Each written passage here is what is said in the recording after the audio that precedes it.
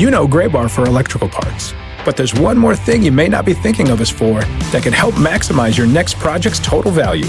Our pre-project planning services are designed to help you win the bid, save on labor costs, and keep your installers productive across your entire build. The sooner you call us, the better. Because when we're there from the beginning, we can anticipate your needs and help you solve problems before they become problems. Yep, Gray Bar does that.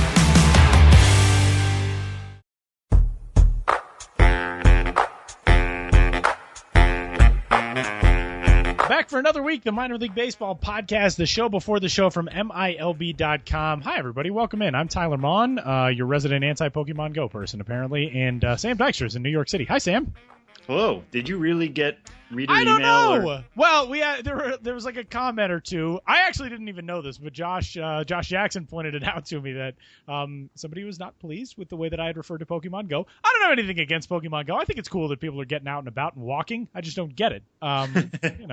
And I'm old that way, I guess. But no, I'm here to make peace with all the Pokemon Go fans, and Good. As well to bring you all the latest and greatest in the world of minor league baseball. And so is Sam. What's going on in the world of the headquarters today, Sam?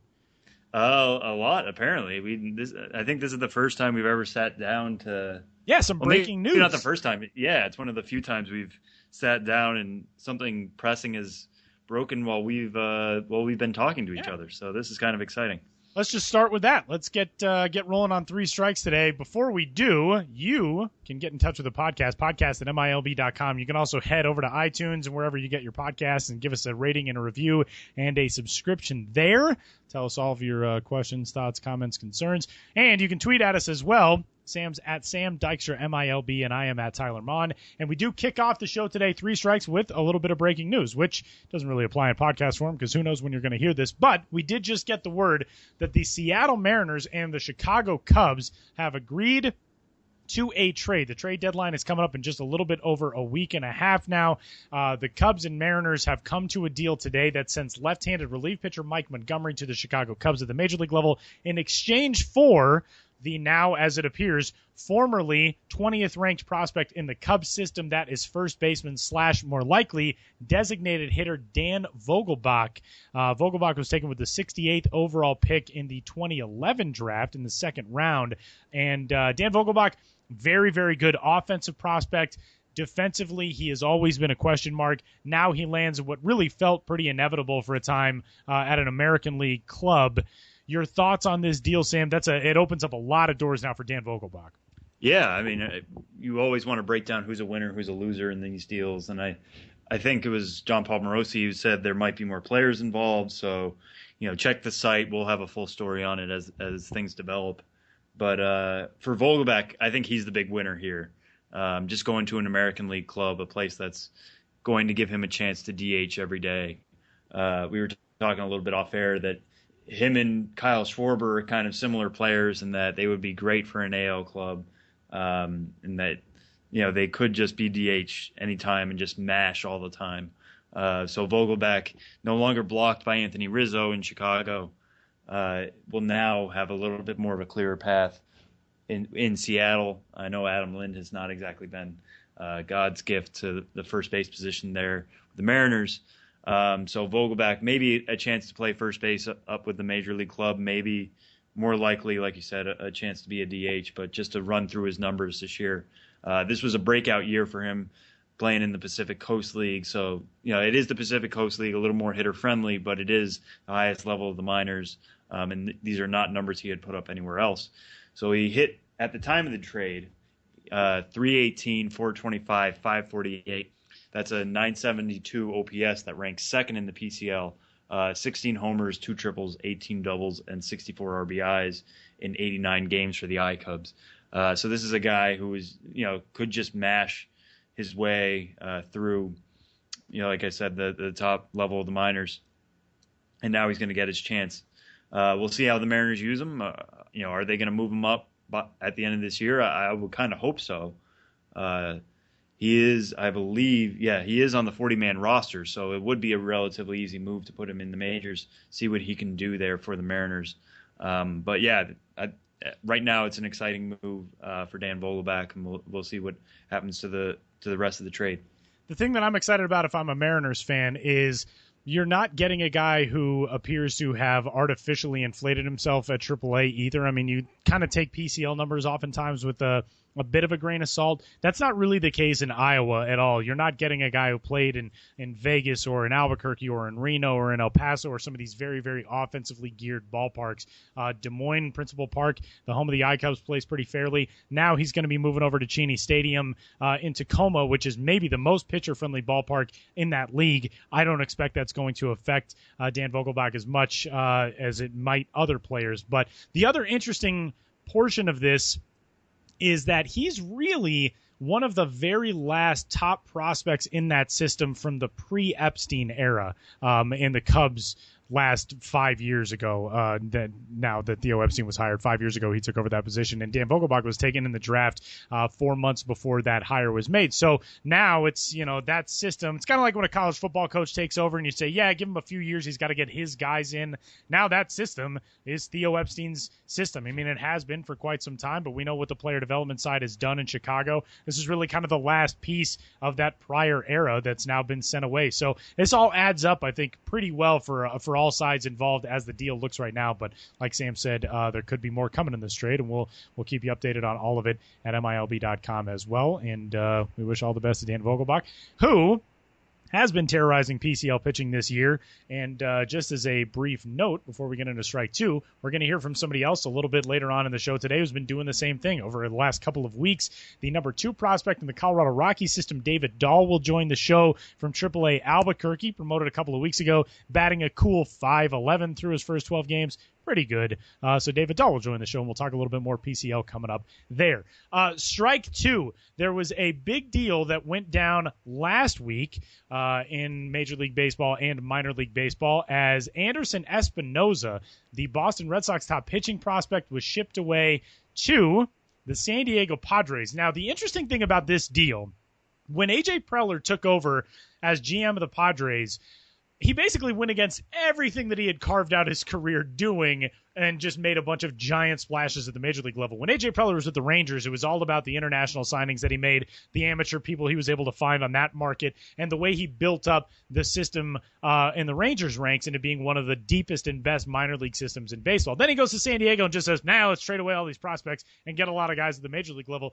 Now it seems like the Padres are going back to the route of trying to acquire and develop talent, which is what Preller had done exceedingly well in his career. Espinoza, the latest guy to come over to that system. And again, the Red Sox and Padres partnering up on a deal as they did with the big, obviously the huge trade that landed them so much talent in exchange for Craig Kimbrell. But what are some of your initial thoughts on this deal? Obviously, the Padres land a good one. Drew Pomeranz goes the other way to Boston and adds a piece there for the Red Sox in a playoff push.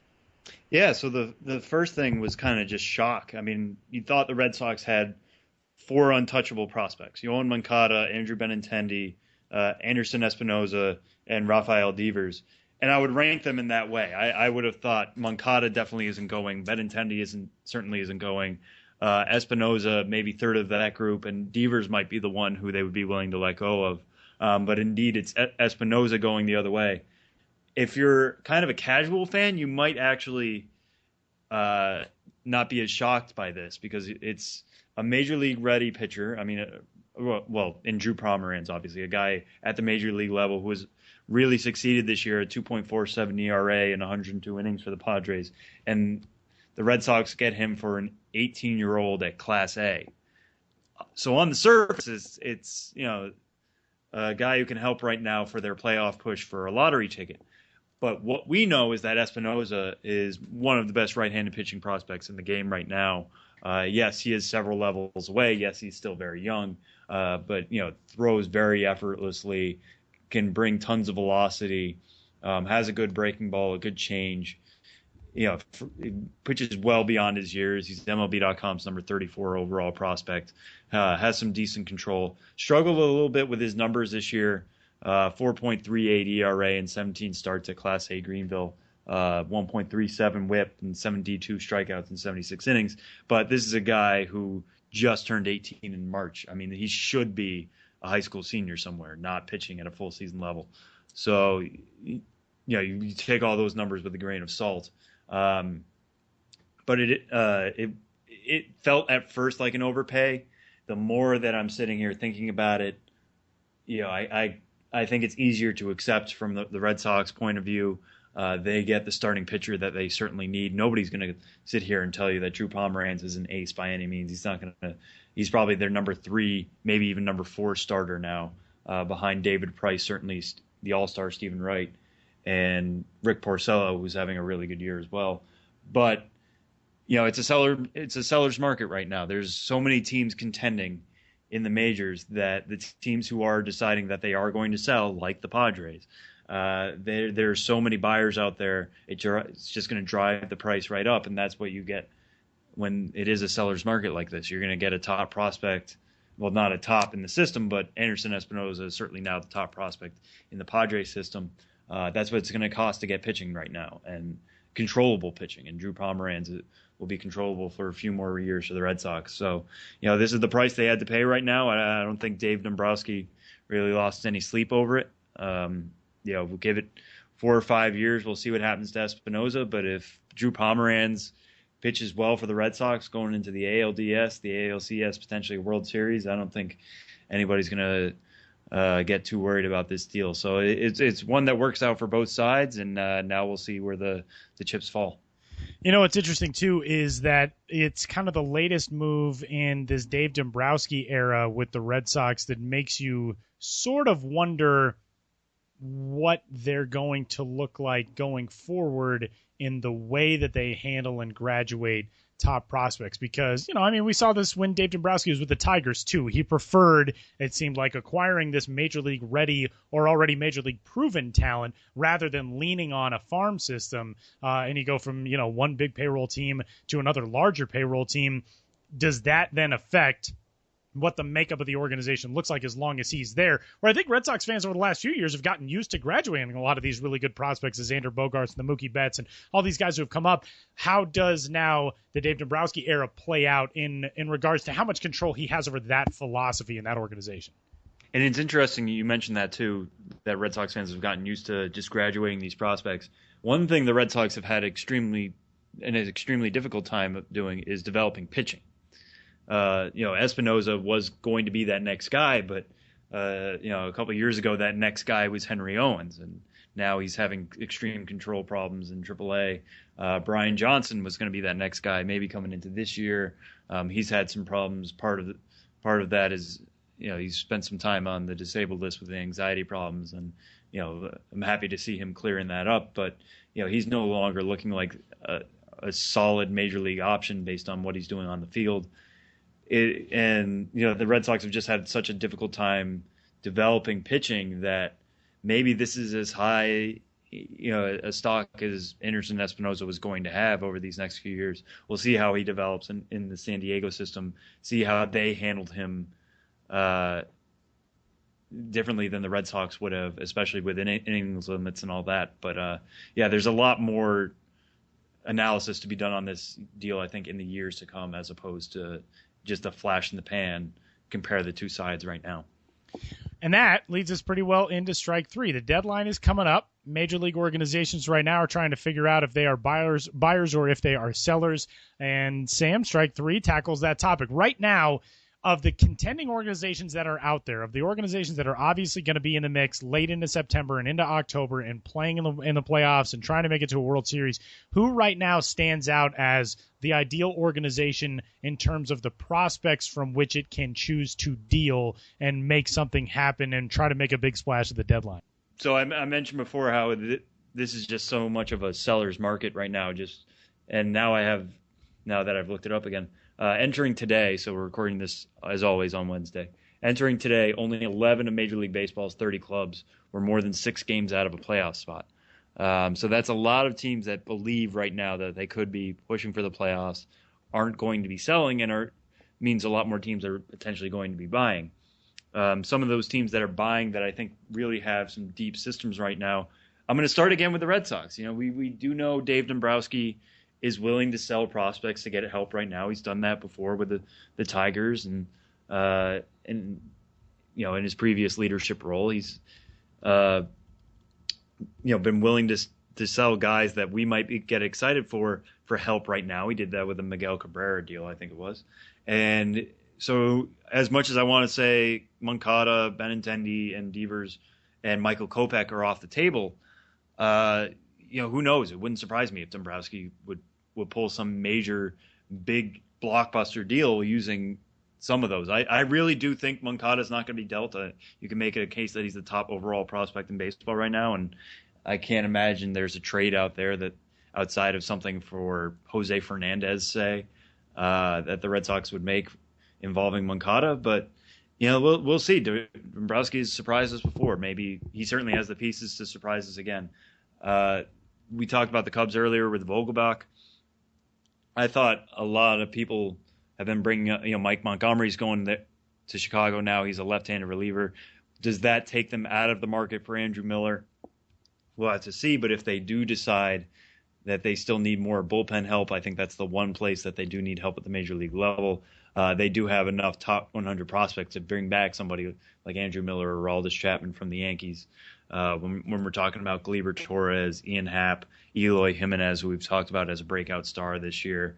Other guys, Billy McKinney is a top 100 prospect currently in MLB.com. His stock has dropped a little bit, but still, highly regarded.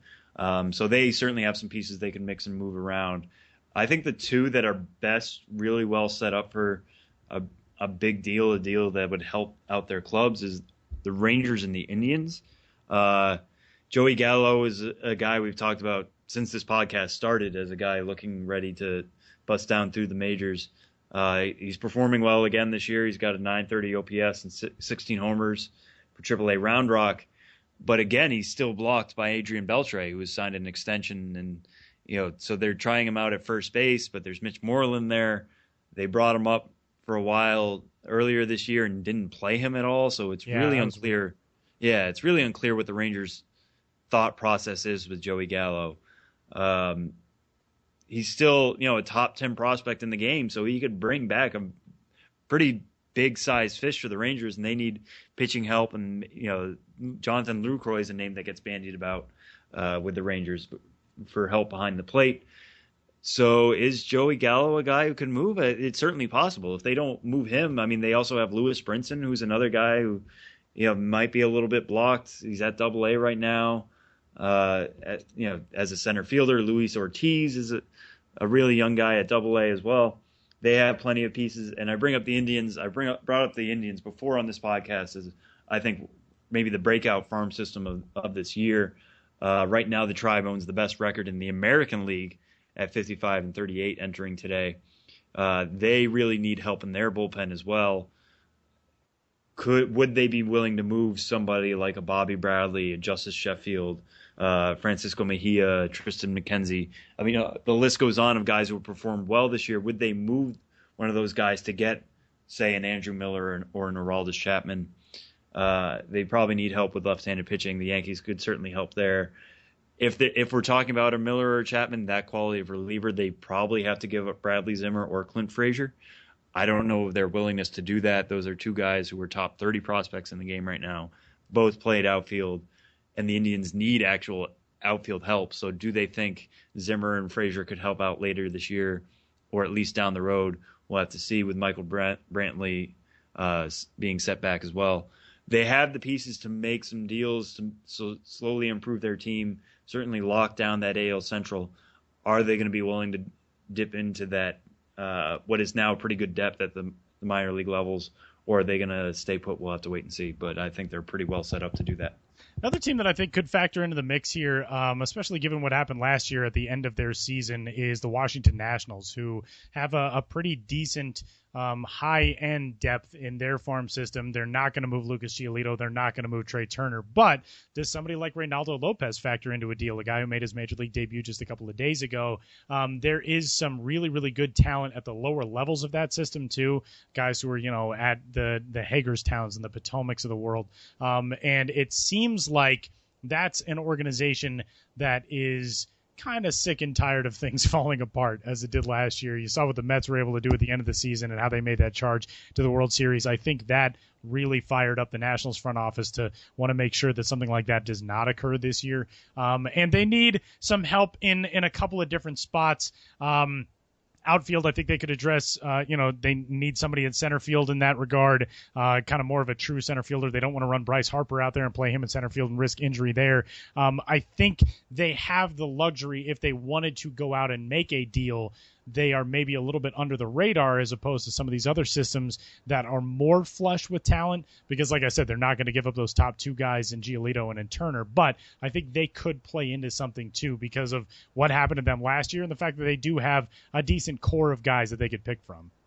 Yeah, and Eric, I can never say his name right. I think it's Fetty. I think it's Fetty.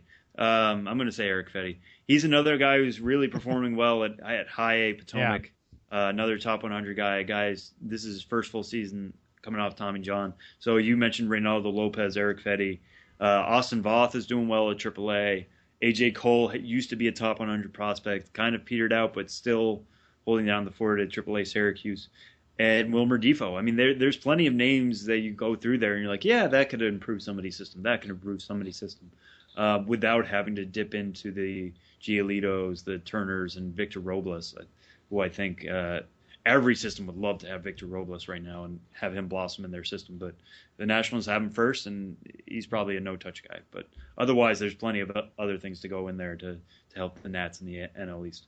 So there's strike three for this week. We're going to go with one foul ball for this week's edition of Three Strikes as well, and it's kind of a bummer one. The top pitching prospect in the Kansas City Royals system, Kyle Zimmer, will once more miss considerable time in a minor league season. He undergoing thoracic outlet syndrome surgery and will miss the rest of the year. That was first reported just, I believe, 2 days ago now, which we're recording this on Wednesday the 20th. Kyle Zimmer is, a guy with all of the promise and all of the talent in the world. He joined the show not a few weeks back now. It was back over the offseason, but it's a bummer to see that Kyle Zimmer has not been able to stay healthy because when he's been healthy, he's been so good. This year he's pitched very, very sparingly, only 3 appearances between AA Northwest Arkansas and Class A Advanced Wilmington. He made 2 of those appearances with the Blue Rocks, but combined 5 2/3 innings. He struck out 11, walked 6, but only gave up 1 earned run on 4 hits. Just hasn't been able to keep it together health-wise. You hope that this is a step in the right direction toward getting him there. Yeah, and he seems to think that this was a major breakthrough in terms of figuring out exactly what was wrong and what maybe has been wrong all these years. He wrote a note on his Twitter page. Well, wrote a note in his iPhone and then screenshot it and put it on his Twitter page. And he said, "While I'm frustrated that I'm forced to miss more time and will be out for the remainder of the season, I am relieved that we finally have some clarity with regards to this diagnosis." So he comes across as a guy just incredibly frustrated, trying to think, like, why is so much falling apart physically? Why is this happening? And it sounds like he is, like you said, relieved that maybe this is, the missing procedure that needed to happen a while back. Maybe, who knows? It's unfortunate that it means he's going to miss another year. We're probably not talking about him much as a prospect next year.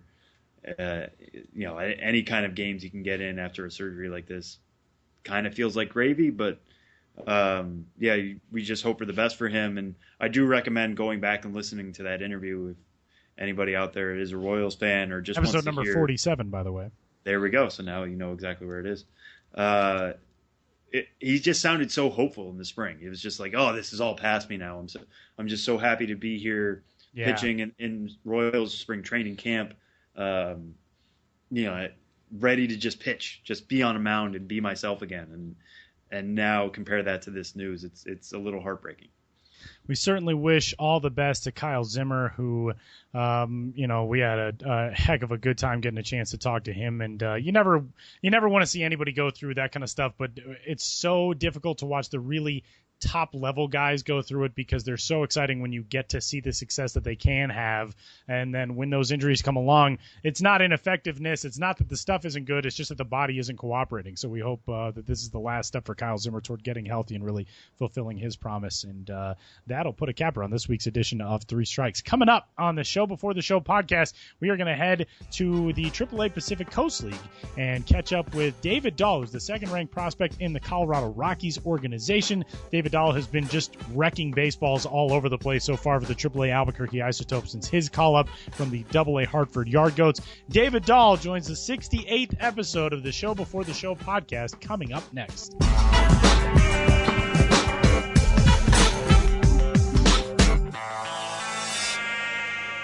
Watch the Stars of Tomorrow today on MILB TV. Before they made it to the show, stars like Mike Trout, Bryce Harper, and Chris Bryant were on MILB TV. Subscribe today to get more than 5,000 minor league games streamed live and on demand, including games from affiliates of all 30 major league clubs. Select All-Star and postseason games are also included. On the go? Watch on your iPhone, iPad, or iPod Touch with the free MILB First Pitch app. Visit MILB.tv for details.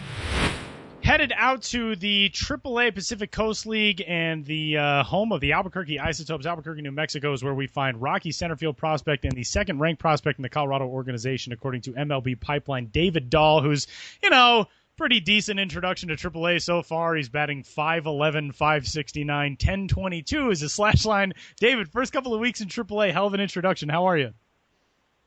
I'm doing really well. How are you guys? We're good, man. Thanks a ton for joining us. It's been, obviously, I would imagine, a whirlwind couple of weeks.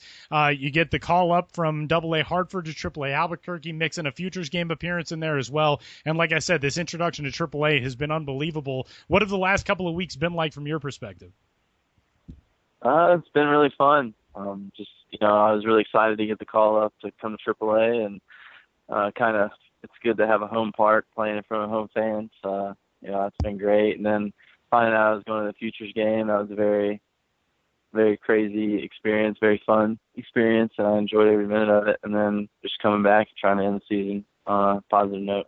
You mentioned the ballpark situation. Obviously, AA Hartford, most people who listen to the podcast probably know, but some maybe don't. The Yard Goats have been waiting all season for their ballpark to be finished. There's been a big discrepancy between the city and the contractor as to how to get that done. And so the Yard Goats have played every game away from Hartford this season.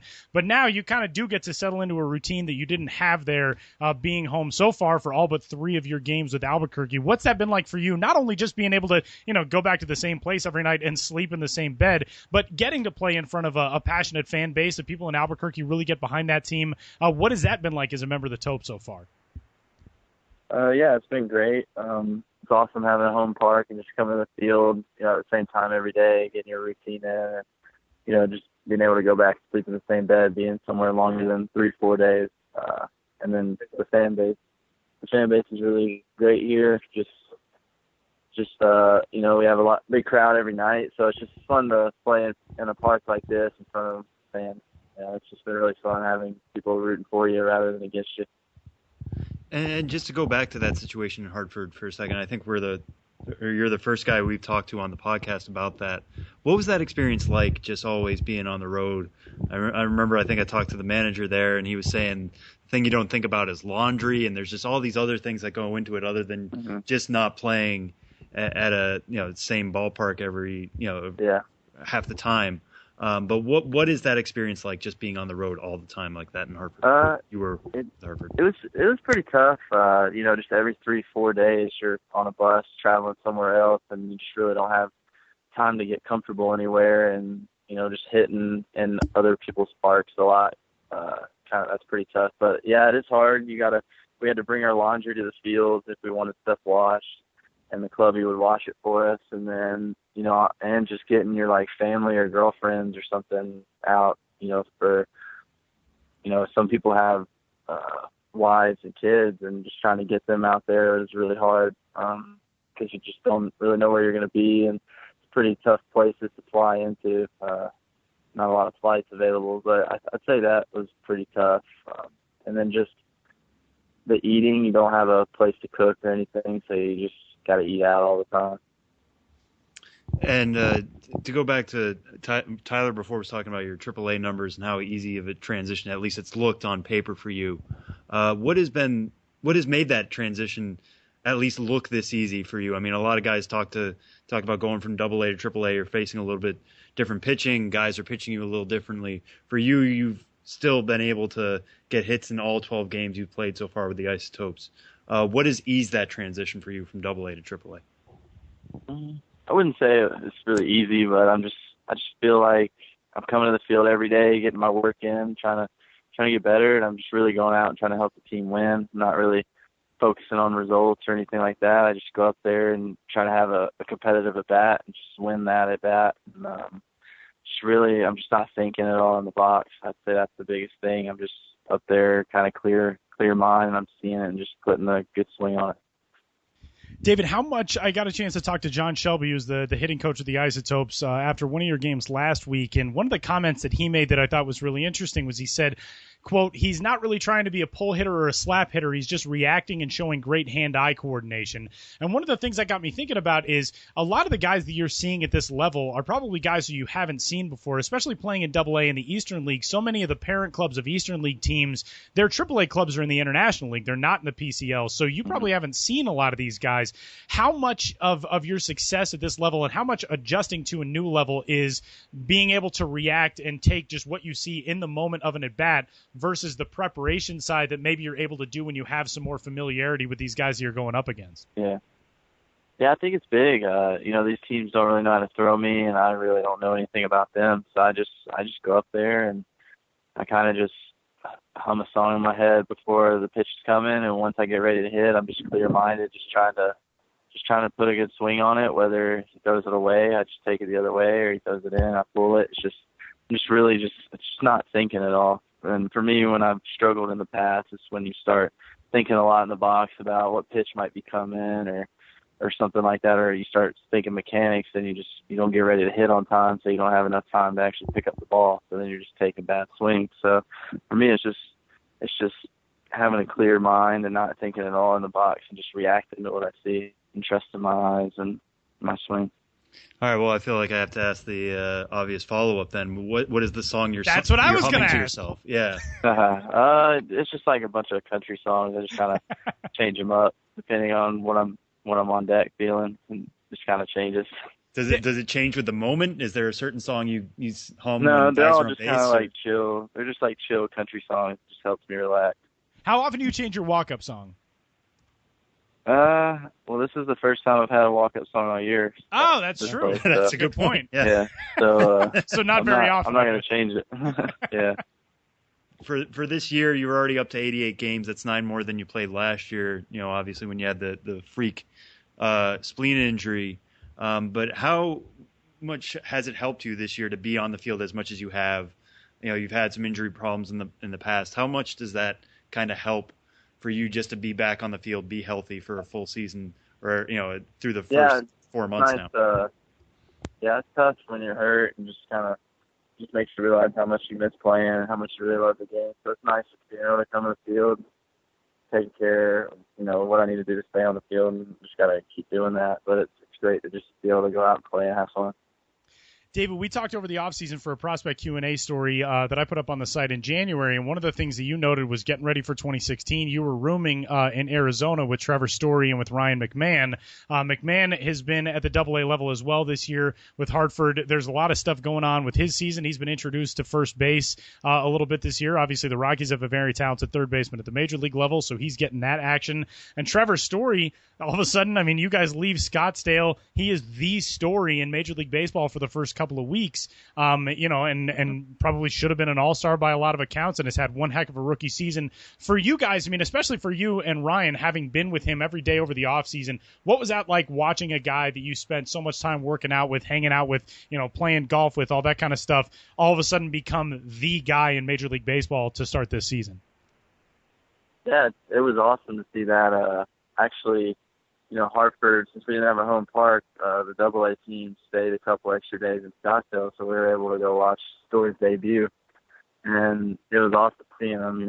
He had 2 home runs off Greinke, so that was just great to see. Just see how much work he has put in over the last couple of years, and see that transition at the big league level and what he's doing is just amazing. You know, one of my best friends on the team to go up and do that. It's awesome. I'm really happy for him. And we talk all the time still, just keeping in touch and stuff like that. So it's really exciting for him. And when you guys are talking, you know, you're talking to a guy who's in the major leagues who is getting it done at that level. What kind of advice is he passing down to you, or things he's noticing about the majors, that kind of stuff? What kind of notes is he giving you? It's more just, you know, for me, just seeing where my feet are, just not worrying about anything, going out and playing. And then I'll see the home run or something. I'm like, dang, bro, you going for 40 this year or something like that. And we just kind of mess around back and forth, and then we gotta just talk about other stuff, just little things. Not always baseball. Just keeping in touch. You know, how he's doing off the field, how his girlfriend's doing, how I'm doing, how my girlfriend's doing, just stuff like that. David, when you look at his season, his start to this year, where you are now is really similar kind of to where Trevor was this time last season. Got the call up to Albuquerque, was really successful there, and then there was a move at the major league level that opened the door for him going into 2016. The Rockies, obviously, there's a lot of conversation constantly surrounding, especially Carlos Gonzalez, but Charlie Blackmon now too, which is a guy who plays in a spot where you play. Do you think at all about what the next couple of months could hold, or what 2017 holds, or is this all just right now about, kind of trying to keep it where you are in Albuquerque with this really hot start? Yeah, it's something I'm really not thinking about at all. I'm just, I'm happy to be here in AAA and just trying to do whatever I can to get better every day, and whatever happens up there happens, and something I can't control. So I'm just trying to be where my feet are and just go about my business the right way and keep trying to get better. So whenever my opportunity does come, I'm ready. All right, a couple of quick ones for you. Number one, you're in Albuquerque, and you, I would assume, have a decent amount of time away from the field now as opposed to what the situation was like with the Yard Goats. So two-part question. One, are you a Breaking Bad fan? And two, have you driven around to look at everything in Albuquerque yet? Yes, I'm a Breaking Bad fan. I've seen all the episodes, and no, I haven't really done anything. I've been here. I kind of sleep in, and then I just go to the field, work out. A piece of advice. Last year, I talked to Tyler Matzik, who said when he was in Albuquerque, he and his wife did a little bit of driving around, and apparently the lady who lives in Walter White's house is not super friendly. So one day, if you guys all decide you're going to make a little day trip out of it, just don't linger too long in front of Walter White's house. That's a piece of advice I got from Tyler Matzik last year. But number two, one of the things that you mentioned in the off-season story that we did was that Trevor Story and Ryan McMahon got a very good deal of fun out of making fun of you for how you play golf. Have you been able to improve on that and kind of get them to lay off of you at all?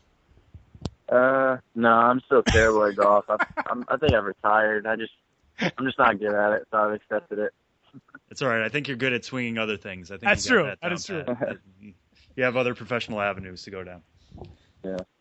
He is David Dahl. He's the Rockies' number 2 prospect, and right now is just smoking the baseball all over the place with the AAA Albuquerque Isotopes in the Pacific Coast League. David is on Twitter as well. You can follow him there at DDahl21 and check out the continued hot start to this stint with the AAA Topes and the PCL. By the way, since David joined the Isotopes combined between May and June went 17-40. Since David has joined them, they've now won, I believe, 10 of 12.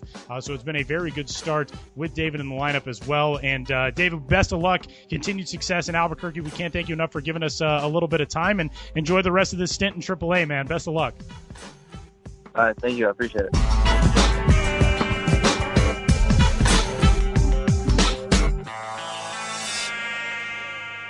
Still rolling through some of the wide range of content that our good pal Benjamin Hill got from his trip through the Appalachian League, which I have now started to make sure I pronounce correctly every single time I say it. Ben, welcome back. What's up? Hey, good to be here. And yes, the Appalachian League. I will never say Appalachian again. I'm trying to teach myself to do the same, and generally I just stick with Appy, then I know I'm not going to screw it up. Let's start, though, in the old Appy League, and let's start with the Princeton Rays. We talked a little bit about this last week. Princeton Rays mascot Roscoe the Rooster is kind of a local celebrity / phenomenon, and also is a mascot who speaks, which is an extreme rarity in the world of mascots. Ben's got a story up on the site right now about Roscoe the Rooster from Princeton. Just tell us a little bit. We're actually going to hear from Roscoe here in a minute, but set this up for us, Ben. Tell us about Roscoe. Yeah, I show up at the Princeton Rays, Honeycutt Field, and being a rookie level team, Appalachian League, Princeton, West Virginia, not a team I'd had occasion to cover much, from my remote location. And quickly I learned, and I'm told, oh, that's Roscoe, the mascot. He talks. So I'm like, I got to go interview this mascot, and he is a talking rooster.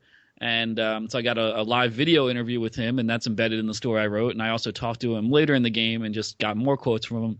And not only is he a talking rooster, but he is a local wrestling champion and has defeated many local wrestlers, most notably the Cuban Assassin. And there's a picture in my story of him dominating the Cuban Assassin, which is just one of the more disturbing one of the more disturbing photos you ever see because he's staring right into the camera. Yeah, because his expression doesn't change, and he's staring right at the camera as he's putting this guy in his signature submission hold.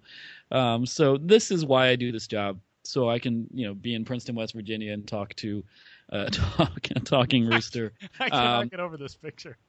No, it's awesome. So if we could now hear from Roscoe himself, and this is the interview I did when I was in Princeton, West Virginia, talking with Roscoe the Rooster. I'm here with Roscoe Rooster, mascot for the Princeton Rays, and he looks like more or less a normal mascot right now, but there's something very unique about Roscoe is I can interview him because Roscoe can talk. How you doing, Roscoe? I'm doing great. How you doing? I'm doing well. It's great to be here in Princeton, West Virginia. I'm glad you're here. I'm glad to be here too, and I don't get the chance to interview mascots very often because they generally don't talk. How did you end up imbued with the gift of speech? I just thought one day I'm gonna be friendly and like welcome all the fans and start talking. And then there you go, and you just were able to start talking? Exactly. And what are the sort of things you say to the fans? Do you have any catchphrases or? Like who are you calling chicken? Winging it. Things like that. Yeah, winging it, who you calling chicken. Mm-hmm. And then the fans, they get in conversations with you all the time? Yes. And what about the umpires? Do you ever argue with them? No. No? You're pretty diplomatic? Yeah, I try to leave them alone. And I heard also you're a wrestling chicken, is that true? That's correct. And what's your wrestling history and your wrestling background? Let's see, my very first match was the Cuban Assassin. I wrestled him at the first big event for West Virginia Championship Wrestling. It was Spring Break Bash of 2011. It won Match of the Year. I won Feud of the Year with the Cuban Assassin. I've wrestled over 25 matches, won them all. My finishing maneuver is the chicken wing submission maneuver. How does I know you can't do it on the concrete, but can you show a little how does that work, the chicken wing? Do you? Oh, well, you'd have to grab the opponent's right arm because they're like on the back of you. Uh-huh. You grab it, whip it around their back, and then grab their chin and then jerk. Wow, so you're undefeated and that's a submission move? Yes. And do you wrestle other mascots or just normal humans normally? Normal humans. All right, so that's impressive. A talking mascot, an undefeated wrestler. Are there any other life accomplishments that we should know about? Let's see, 2-time Appalachian League Mascot of the Year. There you go. So while you were listening to that, I hope you were imagining a gigantic rooster listed in the story at 6'3", 350 pounds, a resident of Princeton, West Virginia. And Roscoe is our first mascot interview on the podcast. We're breaking barriers. That's what we're here to do, break new ground and take this medium into uncharted territory. Uncharted mascot-born territory. The Appy League Tour continued in Bluefield, where Bowen Field hosts the rookie-level affiliate of the Toronto Blue Jays, the Bluefield Blue Jays, and Ben got a chance to catch up with there are a whole lot of characters like this in the world of minor league baseball. Bluefield's guy is a man by the name of Henry Belcher, whose nickname is Double Out. And Mr. Belcher here, there are a lot of fans like this that are kind of their own local folk heroes in being sort of the rallying persona for a fan base. But tell us about Double Out Belcher. Yeah, he was the loudest fan I've ever met. He's called Double Out because that's what he references. That's what he calls a double play. So if the opposition is up and there's a runner on base, he calls for the double out.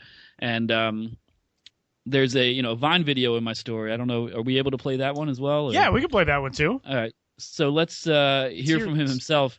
he's calling the umpire. This is Henry Belcher, a Bluefield Blue Jays fan since the 50s, a resident of the area at every game. And in this very short clip, he is calling the umpire a fat rat.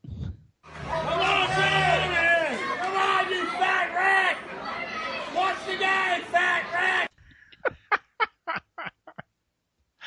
Oh man, you can never grow up. It's what baseball is for. Double out, fat rat. Also, Potato Head apparently is a chosen nickname of Henry Double Out Belcher for umpires. Correct?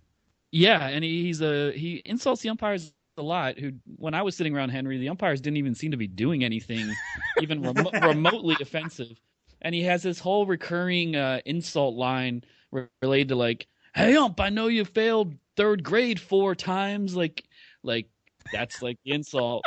Or you failed kindergarten 4 times because you failed the sandbox. Like very specific things. The sandbox is tough for some of us. Okay, it really was, and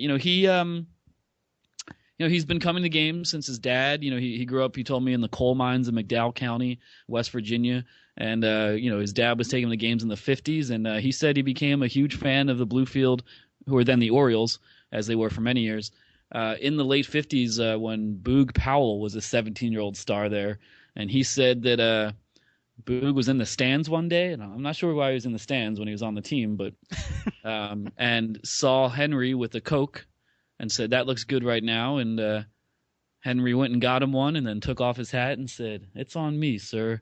And had this moment of connection with Boog Powell. And he says that's what turned him into the baseball freak he still is today. And if you go to a Bluefield Blue Jays game, you will not miss him. Really adds to the atmosphere. I would not recommend sitting near him because the dude is relentless. I can see how if you're a season ticket holder, you might just be a little like, ugh, enough. But I love guys like that because they give me something to write about, and they really do add to the personality of a stadium. Boog Powell has a barbecue stand at Camden Yards, right? We should go because he says double. He out. says you can ask Boog Powell about this. We should commission someone in Baltimore to do that. Yeah, let's do that. We're going to take a podcast field trip to Baltimore to ask get Boog Powell about this. To confirm this story that a young boy bought him a Coke in 1959. And then show him a picture of Belcher and just say, Can you identify this young man? Yeah. So there we go. That's on the to-do list. And we'll just kind of pivot to promos here. One of the, I don't know if it was cooler. It's definitely one of the most unique I've seen out of this year. The Bowie Bay Sox are changing their names to what? To the Bowie Bay Sox. And, so if you see this in a press release or see it in a tweet, it just says, It's look very confusing. Bowie Bay Sox changed name to Bowie Bay Sox, or Bowie Bay Sox changed name to Bowie Bay Sox. It's the exact same wording, but it is Bowie, Maryland, where the team plays. They're becoming Bowie Bay Sox for one night only, and that is was it this Thursday, I believe, or is it Friday? Friday, yeah. And that is a tribute to David Bowie. And why not? When you have Bowie in your team name or in your city name, even if it's pronounced differently, have a tribute to one of rock's greatest, most inspirational and influential icons of all time. And so they're wearing a very, you'd expect it to be bizarre, being David Bowie was a fashion icon with made a lot of outlandish choices in minor league baseball. Is nothing of outlandish with the theme jerseys. So they're wearing theme jerseys that are basically completely different on the front and back, but both referencing iconic David Bowie costumes through the years.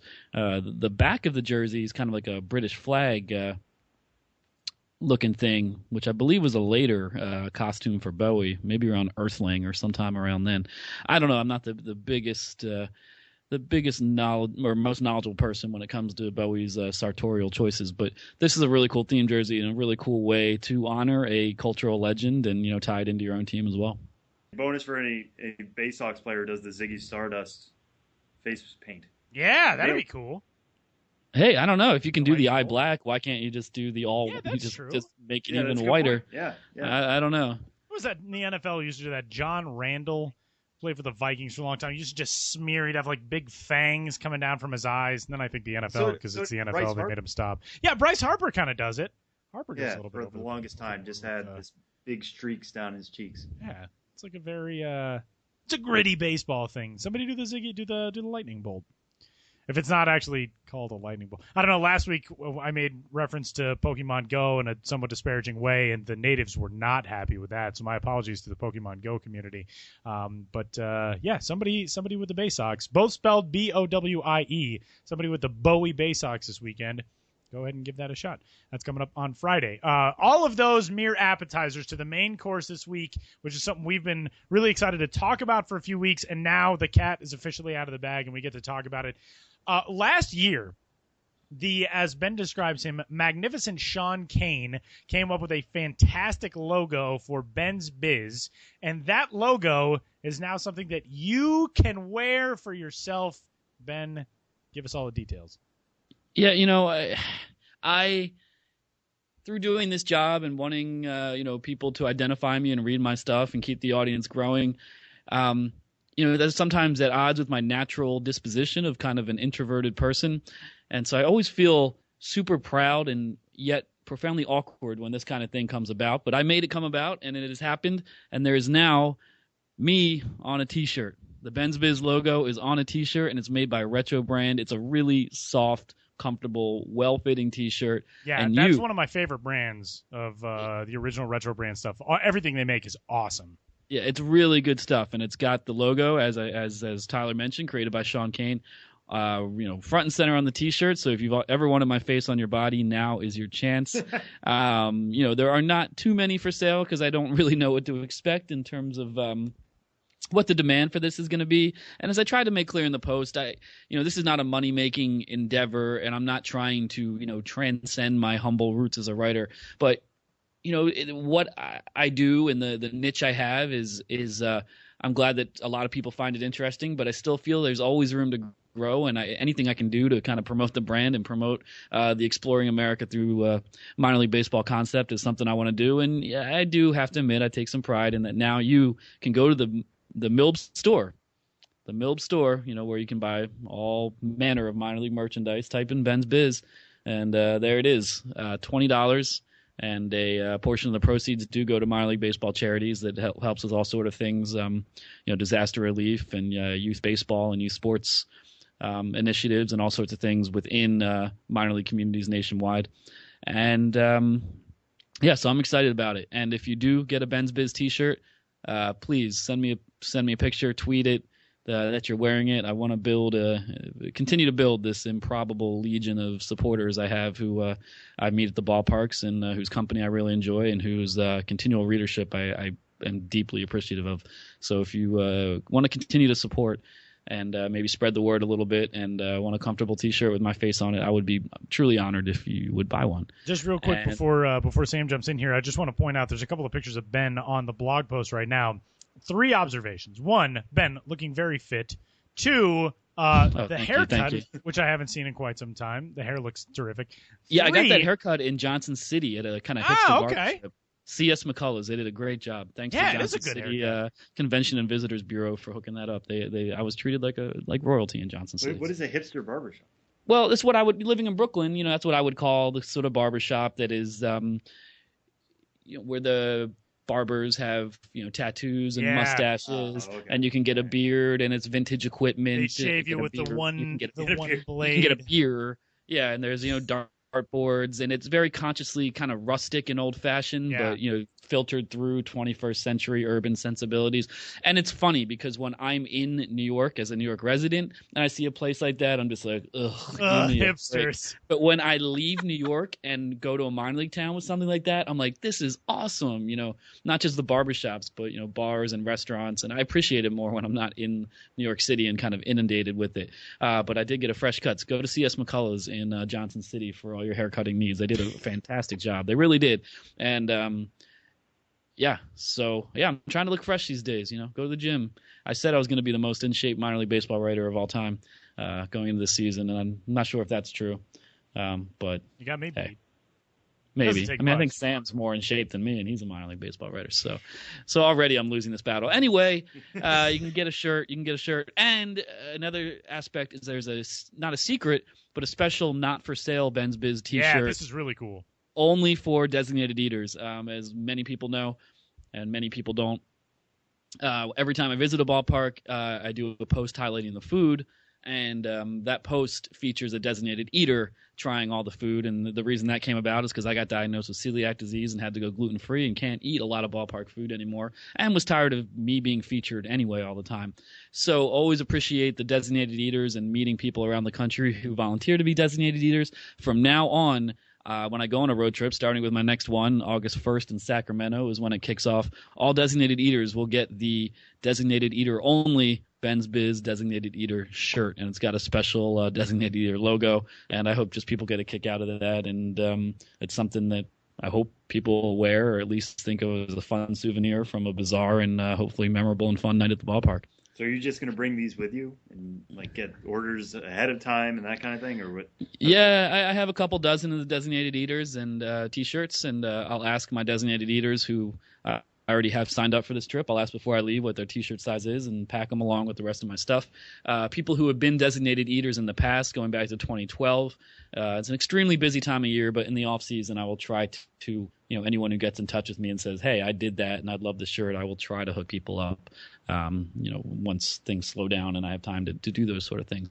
But yes, there's a designated eater, not for sale shirt. And if you just want the general logo shirt, check it out in the Milb store. Just Google Milb store, whatever the URL is. I should know that. I'm not a very good pitchman, but you can find it and you can read the post on my blog where there's plenty of links to the Ben's Biz t-shirt. And my blog is bensbiz.mlblogs.com, or you can just Google Ben's Biz. You know where to find me, and please get in touch, and let's keep this train rolling. It is, in fact, milbstore.com. You can go find the shirt there. Also, my last observation from the photos, I love in true New York fashion how outside of the palatial Milb estate in Chelsea Market, there behind Ben are two cars on the same side of the street going southbound. And what would that be, like 9th Avenue? They're like perpendicular to each other, which is just like, to me, the perfect little microcosmic shot of New York traffic right behind you. There's one taxi facing the light, and there's one that just appears to be ready to drive like directly onto the sidewalk. And I really like that about that. There's no respect for the modeling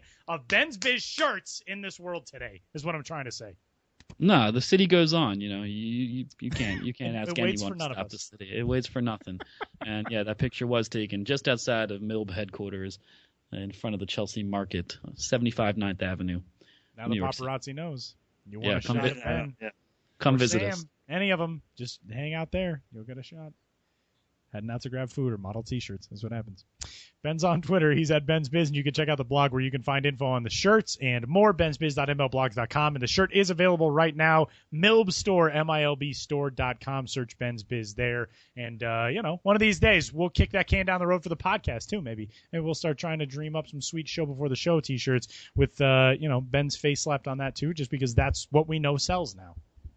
Absolutely. I think sales are, I think in the single digits right now, but getting in the high single digits. And I would be honored to be featured as part of the show before the show podcast. That would have your guys' faces real big, and then I would just be like kind of like Pluto, orbiting very much in the distance. There are 3 O's in the show before the show. We could just make the O's a face. Oh no! It's all coming together. This is all coming together live on air. You people are behind the looking glass, through the looking glass, behind the curtain. Whatever. Talk to you next week, Ben. Hey, I'll talk to you too.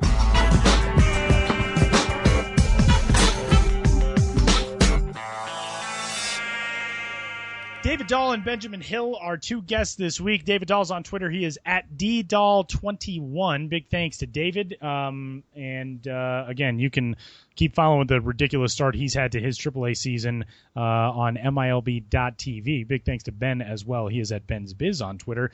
And that leads us just so splendidly into our picks this week for watching on MILB TV. Sam, what do you got? Yeah, so you mentioned David Dahl. Why not get a chance to watch David Dahl? His Isotopes this weekend are traveling to Fresno, who we know has a pretty good lineup itself, led by Alex Bregman. One thing to watch out with Bregman, they have been playing him a little bit at third base starting this week. So if you're an Astros fan who wants to see, can this guy actually handle the hot corner? Well, you'll get your chance maybe to see that this weekend, while also tuning in to see David Dahl, which would be a twofer. So, those are 2 top prospects playing in the same game. That should be a fun one. I think they're playing both Saturday and Sunday.